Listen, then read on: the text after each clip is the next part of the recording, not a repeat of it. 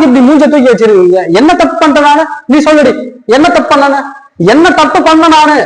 எல்லா தப்பையும் நீங்க தான் பண்ணீங்க.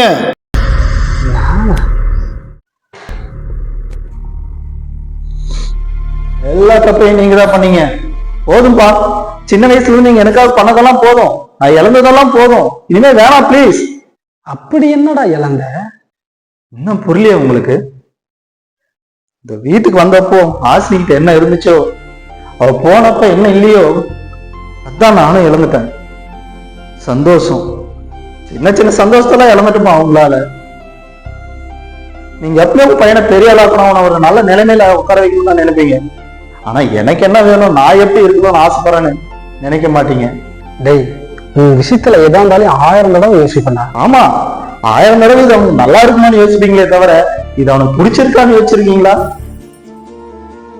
கேட்டதை விட அதிகமா கொடுக்கறதுல இருக்க சாட்டிஸ்பேக்ஷன் என்னன்னு உங்களுக்கு தெரியும்பா.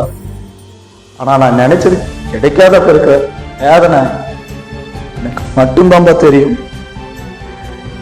என்கிட்ட பேசினாதான்ப்பா உங்களுக்கு தெரியும் இவனுக்கு எது பிடிச்சிருக்கு எது பிடிக்கலன்னு. எதுவா இருந்தாலும் என் ஃப்ரெண்ட்ஸை கூட்டு பேசுறீங்க, என்கிட்ட பேசுங்கப்பா, என் கண்ணை பார்த்து சொல்லுங்கப்பா, ஃப்ரெண்ட்லியா இருங்கப்பா என்கிட்ட. இததானடா எப்பவுமே நான் சொல்லுவேன். சொல்லுவீங்க, ஆனா இருக்க மாட்டீங்க. ஏன்னா எல்லாம் உங்களுக்கு பிடிச்ச மாதிரி தான் நடக்கணும். இந்த சட்டை நீங்க தான் வாங்கி கொடுத்தீங்க, அது சூப்பர்னு நீங்களே சொல்லிடுவீங்க. இதுதான்டா உனக்கு பெஸ்ட்னு என்னையும் கன்வின்ஸ் பண்ணிடுவீங்க. எனக்கு எப்படி இருக்குன்னு தெரியுமாப்பா? இதை கிளி தெரிஞ்சுட்டு இது பிடிக்கலன்னு கத்தனை போல இருக்கும்பா. ஆபீஸ் அனுப்புவீங்க, நானும் போவேன். ஆனா நான் போறதுக்குள்ள நீங்களே எல்லா வேலையும் செஞ்சு முடிச்சிருவீங்கப்பா. சிரிக்கிறாங்கப்பா ஆபீஸ்ல என்ன பார்த்து.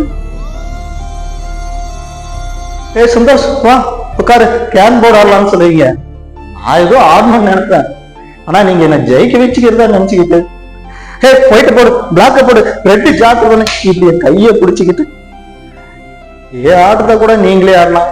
அப்புறம் நான் எதுக்குப்பா ஆடணும்? எல்லாத்த விட சாப்பிடுறது எப்படின்னு சொல்லி கொடுத்தா இறங்க மாட்டேங்குதுப்பா. தெரியாதுப்பா, நீங்க சொல்ற மாதிரி இருக்க முடியாம, நான் நினைச்ச மாதிரியே நடந்துக்க முடியாம நரகம்ப்பா. அது நரகம். கோபம், பிரஸ்டியூஷன், வெறுப்பு, யார் மேல காட்டுறது எப்படி காட்டுறதுன்னு தெரியாம ஒரு நாள் அம்மா கூட கத்திட்டேன்.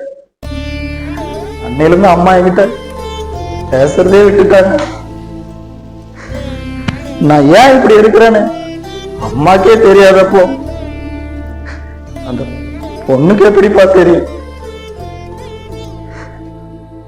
போயிட்டா, லவ்வே இல்லை, சந்தோஷம் சரியானவன் இல்லைன்னு சொல்லிட்டு போயிட்டாப்பா. என் சந்தோஷம் எல்லாம் எடுத்துட்டு போயிட்டாப்பா. இந்த வீட்டுக்கு அவளை கூட்டு வரும்போது நான் அவளுக்கு ஒரு ப்ராமிஸ் பண்ணியிருந்தேன்ப்பா, உனக்கு ஒரு நல்ல ஃபேமிலியை கொடுக்குறேன்ட்டு. ஆனா இன்னைக்கு சொல்றேன்பா, ஒரு நல்ல பொண்ணு இந்த ஃபேமிலி இழந்துருச்சுப்பா, இழந்துருச்சு. It's God. என்னப்பா, மிச்சம் பண்ண பொண்ணை நான் கல்யாணம் பண்ணிக்கணும், அவ்வளவுதானே? பண்ணிக்கிறேன்ப்பா. ஆனா ஒரே ஒரு ரெக்வெஸ்ட்பா, நீங்க எனக்கு வாங்கி கொடுத்த இந்த சட்டைக்கு, என் வீட்டுல இருக்கிற பொருளுக்கு, என் பைக்குக்கு, இதுக்கெல்லாம் தெரியாதுப்பா எனக்கு அதை பிடிக்காதுன்னு.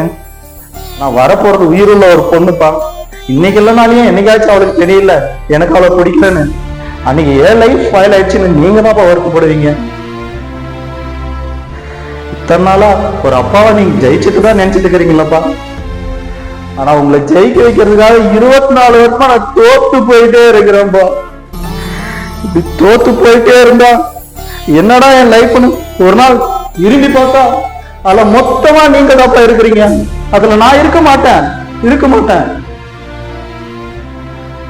இவ்வளவு நாள் நான் சந்தோஷமா இல்லப்பா, சந்தோஷமா இருக்க ட்ரை பண்ண, இனிமே கூட அப்படிதான் இருப்பேன். ஆனா எனக்கு ஒரே ஒரு ரெக்வெஸ்ட்பா, எனக்கு பிடிக்காத கொடுத்துட்டு நான் சந்தோஷமா இருக்கணும் மட்டும் நினைக்காதீங்க ப்ளீஸ்.